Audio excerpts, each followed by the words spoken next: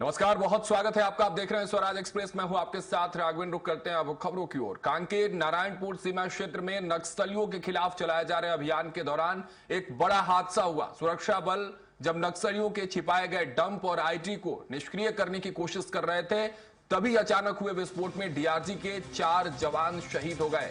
शहीदों में inspector Sukhram Vatti, constable Krishna Komra, constable Sanjay Gadpale, constable Parmanand Komra शामिल हैं। वही गंभीर रूप से घायल कांस्टेबल परमानंद कोमरा का इलाज अब भी जारी है। कांकेर एसपी निखिल राकेशा ने घटना की पुष्टि करते हुए बताया कि टीम डी माइनिंग ऑपरेशन पर थी और इसी ऑपरेशन के दरमियान जब ये जवान नक्सलियों के द्वारा डंप किए गए विस्फोटक सामग्रियों को निष्क्रिय कर रहे थे, उस समय यह बड़ा हादसा हुआ। इस हादसे में 4 जवान शहीद हो गए हैं। तो ये बड़ी खबर आपको दे रहे हैं, अपडेट दे रहे हैं इस पूरे मामले में, जहां कांकेर नारायणपुर बॉर्डर पर आईडी ब्लास्ट हुआ। इस ब्लास्ट में 4 जवान डीआरजी के शहीद हुए हैं। माइनिंग ऑपरेशन पर ये जवान निकले हुए थे और इस ऑपरेशन के दौरान नक्सलियों के डंप को बरामद करते हुए ये धमाका हुआ। इसमें सुखराम वट्टी, कृष्णा कुमरास, संजय गढ़पाले शहीद हुए हैं। इसके साथ ही कांस्टेबल परमानंद कोमरा भी शहीद हुए हैं, यानी 4 जवान इस ब्लास्ट में शहीद। अब इस मामले के बाद मुख्यमंत्री विष्णुदेव साय ने भी इस हादसे पर दुख व्यक्त किया है। कांकेर नारायणपुर में यह आईडी ब्लास्ट हुआ। कांकेर नारायणपुर के बॉर्डर पे यह आईडी ब्लास्ट हुआ, जिसमें डीआरजी के 4 जवान शहीद हुए हैं।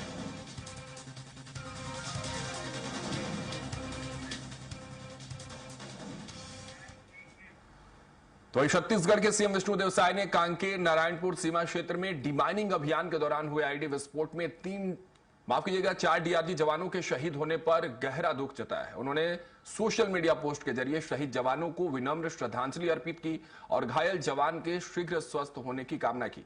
सीएम ने कहा कि अत्यंत दुखद घटना है और प्रदेश सरकार शहीदों के परिजनों के साथ पूरी संवेदनशीलता और मजबूती से खड़ी है। उन्होंने ईश्वर से दिवंगत आत्माओं की शांति और शोकाकुल परिवारों को इस कठिन समय को सहने की शक्ति देने की प्रार्थना की है। मुख्यमंत्री ने जवानों के साहस, समर्पण और बलिदान को सदैव स्मरणीय बताया है।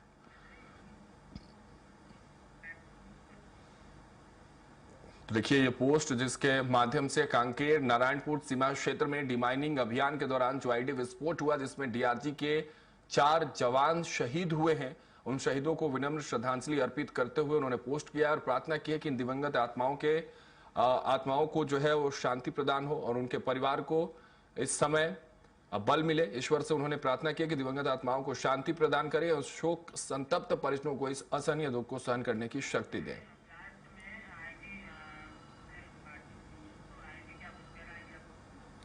चलिए, इस हादसे के बाद, इस ब्लास्ट के बाद, इस मामले को लेकर आईजी ने क्या कुछ कहा है वो आपको पहले सुनवाते हैं। जो सुरक्षा बल कांकेर के डीआरजी टीम द्वारा माओवादी का एक डंप रिकवर करने के लिए गए थे। डंप में काफ़ी कुछ सामान बरामद हो चुके थे। उसके पश्चात फिर एक आईडी वाला डंप को रिकवर कर रहे थे। इस दौरान दुर्घटनावश एक विस्फोटक हो गए थे आईडी रिकवर करते समय। उसी में हमारा डीआरजी कांकेर के इंस्पेक्टर सुखराम वट्टी, आरक्षक संजय गढ़पाले, आरक्षक कृष्ण कुमार और एक आरक्षक परमानंद, इस प्रकार 4 हमारा जवान घायल हो गए थे। और क्योंकि विस्फोट का इंटेंसिटी काफ़ी ज़्यादा थे, उसका स्पॉट में हमारा इंस्पेक्टर सुखराम वट्टी और 2 अन्य आरक्षक संजय कुमार एवं कृष्ण कुमार, तीनों का मृत्यु हो गए थे। चौथा हमारा घायल जवान परमानंद है, उनका हेलीकॉप्टर के माध्यम से इवाकुएट की गई थी रायपुर के लिए। रायपुर में इलाज के दौरान थोड़ी देर पहले उनका भी मृत्यु हो गए थे। चलिए, हमारे सहयोगी रायपुर से दिलीप साहू जुड़ रहे हैं, उनका रुख करते हैं और समझते हैं इस ब्लास्ट को लेकर और कुछ अपडेट्स अब तक सामने आ रहे हैं। दिलीप, क्या जानकारी मिल रही है, क्योंकि इस ब्लास्ट में डीआरजी के 4 जवान जो है वो शहीद हो गए हैं, ये खबर अब तक सामने निकल कर आ रही है। क्या कुछ अपडेट और जानकारी इस ब्लास्ट को लेकर आपके पास है? जी बिल्कुल, बता दें कि ये छत्तीसगढ़ के कांकेर जिले के नारायणपुर का जो बॉर्डर है, उस क्षेत्र में जवान सर्चिंग पर निकले हुए थे आईडी को लेकर। लगातार जिस तरह से मार्च 2026 का जो टारगेट दिया था नक्सलवाद को खत्म करने के लिए 31 मार्च, तो लगभग नक्सलवाद का सफाया हो गया है। और इस दरमियान बहुत सारे नक्सलियों ने आत्मसमर्पण भी किए हैं और बहुत सारे जो नक्सली लीडर्स हैं वो मारे भी गए हैं, खुद से आत्मसमर्पण किए, कुछ गिरफ्तार हुए हैं। और लगभग ये माना जा रहा है कि 90% जो नक्सली है वो बस्तर से सफाया हो चुके हैं। ऐसे में अब जिन नक्सलियों ने आत्मसमर्पण किए हैं उनके माध्यम से बस्तर में बहुत सारे जगह पर जो आईडी बिछाई गई है नक्सलियों के माध्यम से, उसकी बरामदगी के लिए एक अभियान चलाया जा रहा है। इसी कड़ी में अब तक जो जानकारी मिली 300 से अधिक आईडी बरामद कर लिए गए हैं, उनको फिर डिफ्यूज कर लिया गया है। इसी कड़ी में आज कांकेर जिले के जो जवान हैं, एक टीम है, वो कोरोसकोंडा के जंगल में गए हुए थे। वहां पर छोटे बेटिया थाना के अंतर्गत ये गांव आता है, वहां पर एक आईडी मिली थी। आईडी को फिर डिफ्यूज करने के लिए जवानों ने निकाले थे। उसी दरमियान एक अचानक एक बड़ा सा ब्लास्ट हो गया और उस ब्लास्ट में 4 जवान गंभीर रूप से घायल हो गए। 3 जवानों की जो मौत है वहीं पर हो गई, 3 जवान वहीं पर शहीद हो गए मौके पर। वही एक जवान जो परमानंद कुर्राम है, उन्हें रायपुर एयरलिफ्ट किया गया था इलाज के लिए और इलाज के दरमियान उनकी भी शहादत हो गई। इस तरह की जानकारी आई है। तो 4 जवान शहीद हो गए आईडी ब्लास्ट में। और इसको लेकर लगातार जिस तरह से एक प्रयास किया जा रहा था कि जितने आईडी बस्तर में बिछे हुए अलग अलग जंगलों में, उन्हें लगातार कहीं न कहीं सर्च करके ब्लास्ट डिफ्यूज करने का प्रयास सुरक्षा बल के जवानों की ओर से किया जा रहा है। लेकिन ये एक बड़ी दुखद घटना इस समय हुई है, एक बड़ी हादसा हुई है। इसको लेकर मुख्यमंत्री विष्णुदेव साय ने भी संवेदना जाहिर की है और श्रद्धांजलि दी है जवानों को और उनके परिजनों को सांत्वना जाहिर की कि वो इस दुखद क्षण को, दुखद घड़ी को, दुखद खबर को सहने की उन्हें क्षमता दे। इस तरह के बातें भी कही है सीएम विष्णुदेव साय ने। और एक तरह से लगातार जिस तरह से नक्सलियों पर विजय प्राप्त हुआ है पूरी, लेकिन क्योंकि नक्सलवाद की पूरी तरह समाप्ति नहीं हुई, छुटपुट अभी भी बचे हुए हैं और उनके द्वारा जो बिछाए गए आईडी है, इसकी ही बरामदगी का जो अभियान है वो चलाया जा रहा है। जिस वजह से ये जो हादसा जो सामने आया है, हालांकि एक हादसा है और इस तरह से अब जवानों को और ज़्यादा सतर्कता के साथ यह अभियान को चलाने की जरूरत है ताकि इस तरह के हादसा से बचे जा सके।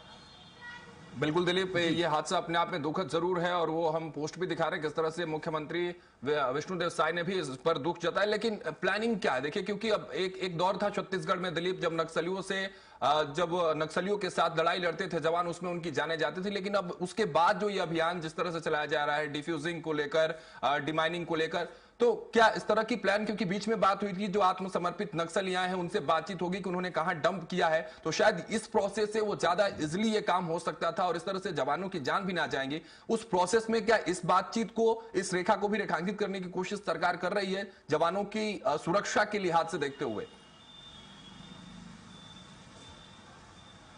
जी बिल्कुल, ये टेक्निकल इशू है राघवेंद्र। इस पर लगातार जो सुरक्षा बल के जवान हैं, जिनकी टेक्निकल टीम है, इस पर लगी हुई है।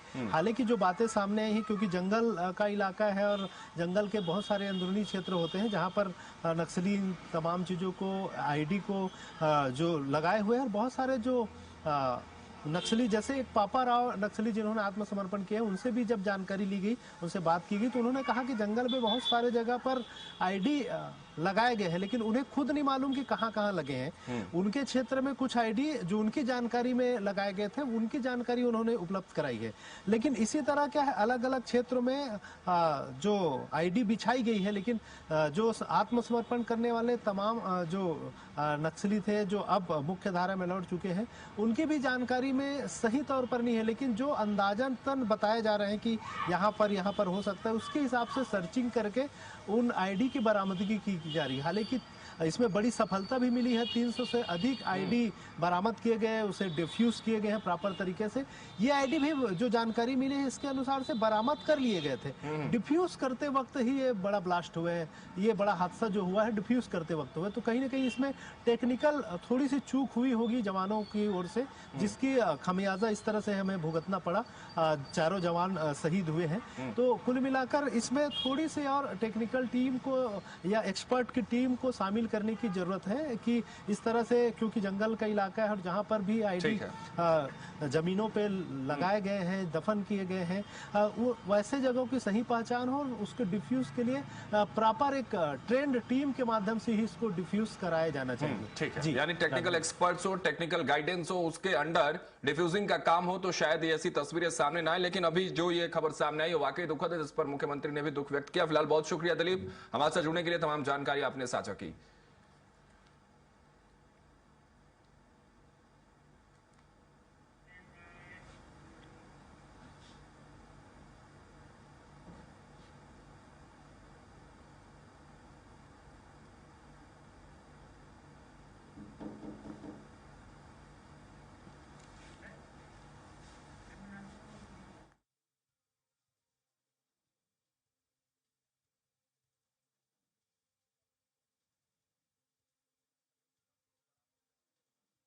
इसमें 4 जवान शहीद हुए हैं आईडी ब्लास्ट को डिफ्यूज करते हुए, लेकिन जो जानकारी हमारे सहयोगी जिस तरह से दिलीप दे रहे थे कि टेक्निकल चीजें अगर और बेहतर होती, टेक्निकल गाइडेंस अगर जवानों को मिलती, जो एक्सपर्ट्स हैं वो डिफ्यूजिंग के दरमियान वहां मौजूद होते हैं, तो शायद यह हादसा नहीं होता। और इस हादसे के बाद, इस घटना के बाद शायद जवान और जवानों की जो टीम है इस पर जरूर काम करती हुई नजर आएगी। लेकिन नक्सलियों का खात्मा जिस तरह से हुआ छत्तीसगढ़ में, अब जो उनके डंप किए हुए आईडी विस्फोटक सामग्रियां हैं उनको डिफ्यूज करने की कोशिश, पहल और अभियान लगातार छत्तीसगढ़ में जारी है।